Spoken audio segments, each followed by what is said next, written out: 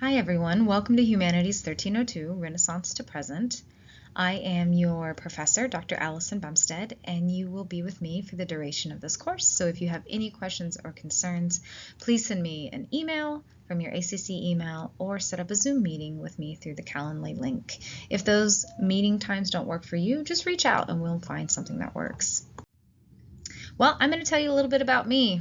I need some of that, Wonder Year music. There I am. That's me.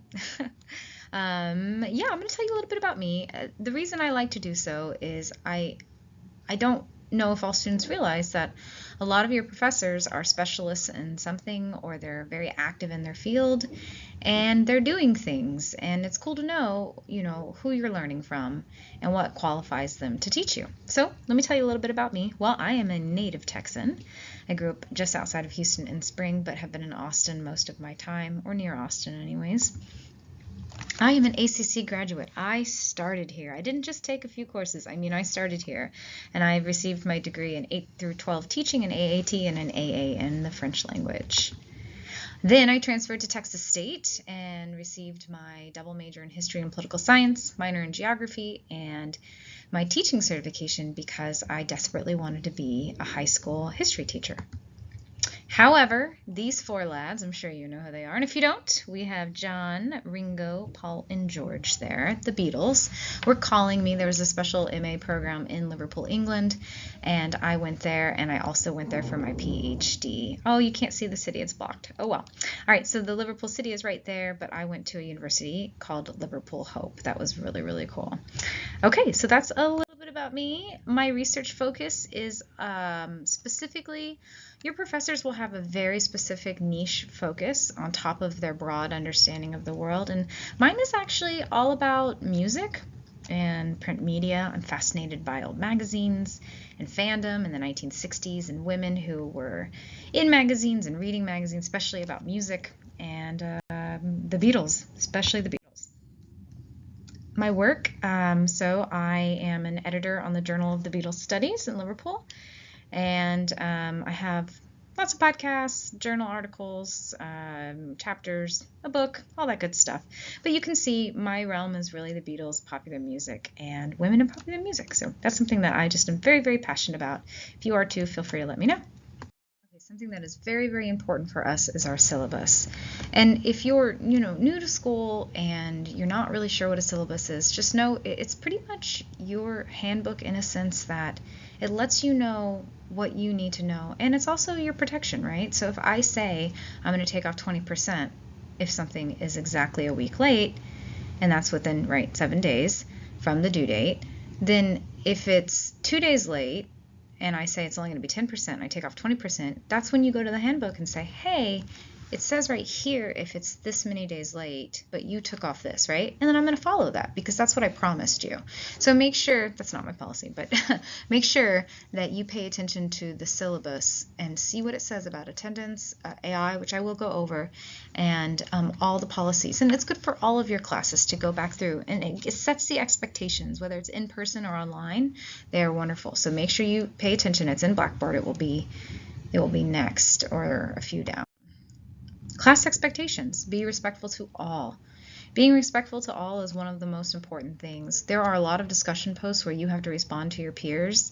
You need to be respectful. You can respectfully disagree. That is totally fine. We're learning how to do that as we grow as students of any age, and that's okay. So if you want to say something like, I hear you and I understand your perspective, however, I see it this way, and then give evidence of why. Just be respectful. If somebody is disrespectful, please alert me, because I don't like to intrude right away on the discussion, so I might not notice it right away. So let me know if you see something. Note-taking. How do you take notes for this course? I don't give you a guide for note-taking or a note-taker specifically, or a graphic organizer, but the best way to take notes is for each module as you're going through it, write down what the topic was or the objective, what pieces we looked at, who they were by, why we looked at them, and how it was in relation to the topic. And you can do that with a T-chart, bullet chart, bubble chart. There are some charts here that you can use that are free to you. You can print, go to library, print, etc. And there are also some study skills methods for you in the videos below that are very helpful. Attendance. So even though it's an async class, there is an attendance policy. And that policy is that if you don't participate, and I don't mean look at the slides or look through stuff, if you don't participate in the very, very first assignment or any assignment before the deadline, which is usually a week or two from the start of the class, then it's listed as you haven't attended and you are dropped automatically. And there's really nothing I can do at that point, because if you haven't attended, you haven't attended. So make sure that you attend. If you get dropped for any other reason, I can't control that. I will not drop you once that happens, unless for some reason you are not TSI complete. And that would be before the class starts. That would happen anyways. Okay, due dates. Make sure you pay attention to your due dates and the due date policy. That is very, very important, that you keep on top of the discussions and the journals, that they are due when they are due. There is a policy on late work, but make sure you don't rely on that, because it adds up really fast when you lose those points. Readings and writings. Make sure you keep up with your work. There are not, I wouldn't say too many readings and writings to do, but there are a lot of writings, and the readings help you with all of that, right? They're there for you. They are not particularly long, but they are there for you to read. You can't just skip over them. You can't just Google the stuff. You need to read the specific things I give you to be able to answer the questions, because I'm going to be looking specifically at those documents. Plagiarism and AI. I want everyone to open their ears for this one. I do not allow AI, and that includes Grammarly. Grammarly is not just a grammar bot. It also makes suggestions, right? And that means it's rewriting it for you. That means it's not your voice. I can't give you feedback. And honestly, even if it's your ideas, but it's not your voice, it's still not enough of you. You have to use your voice, because if there's something you can strengthen, I can't tell you, because you're relying on a robot to do it for you. And then you can't learn. And just be aware, if you want to be a lawyer or you want to go out into the world and you're in a job interview, you can't go, hold on, let me check with Grammarly during an exam or an interview, right? Hold on, let me ask chat. You can't do that. Chat is not allowed. Any AI is not allowed. Right? Not at this stage in your career. It's one thing if you know how to do something and you want to use it. But until then, until you are at that stage, please, please, please do not use AI. Okay?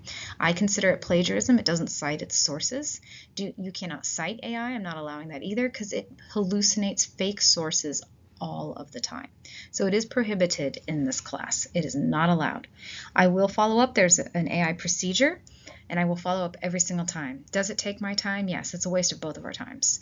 Learn how to do it, and if you don't do well, this is your chance to learn what we can do better. I am way more about growth and learning than I am about, nope, too bad, that's your grade, right? So come to me, talk to me before you turn to AI, because then that's when it gets ugly. Okay, so with that said, and I do follow up and it is reported, etc. Textbook. So a textbook is really, really important for this course, because there will be several times when you are instructed to pull something out of or read something out of your textbook. The good news about your textbook is it lets you highlight in the digital version and take notes in the digital version, so it's pretty cool. There will be links. However, it depends on how you get your textbook is how you'll access it. If you're FDA, it will be through Blackboard that you can access it. If you are not, if you purchase your textbook outside of the class, then you will do it a very different way, but you'll get information from Barnes & Noble or for the bookstore on how to do that. If you do have FDA first day access, I will guide you on that further down the line. All right, so a couple of things I just want to wrap up saying is that if you need anything at all, remember, I am here. I do give a little bit of advice here, is that when you email me from your ACC ID, or email, right? Your ACC email, not your personal email. I might not get it. So make sure you email me through your ACC email. Start with, dear professor, or, however you want to start it. And, contemplate what you want to say. Sometimes I get very text style emails and I don't know what we're referring to, what course we're in. I have a lot of students, so you have to put your course, just the last three numbers, like 032 or 001 or whichever course you're in. And, just send me an email and just be mindful of the tone. If you're really unhappy with something, just take a moment and think about it, set it down for a little bit before you email me. I do my best to respond in 12 to 24 hours, if not sooner. I'm usually on my computer all the time. So like I said, I'm teaching you guys, but I also work in international programs. So you might see me in two different departments, but I'm always checking my emails. So just be mindful if I haven't responded to give me that time. And if I don't respond right away in its emergency, send me another one just as urgent. Like maybe there's something really urgent you need. If it's something to do with student resources, please click the links for student resources to explore, because we have free food pantries with no questions asked, all kinds of resources for you, and tutoring. So if you have any questions, let me know. You are not alone in this. You'll be discussing with your peers. It's going to be awesome. I hope you look forward to this course material. And just as one last reminder, you don't have to agree with everything everyone says. You don't have to like all the sources we look at. That's okay. We're looking at a very important concept of humanities. So our creative expression through values and beliefs. And we're not always going to express ourselves the same way because we all have different values and beliefs, and that's okay. We're just going to learn, and that's going to be awesome. It's my favorite thing to do. So I look forward to it. Let me know if you need anything, and welcome to Humanities 1301 Renaissance to Presence.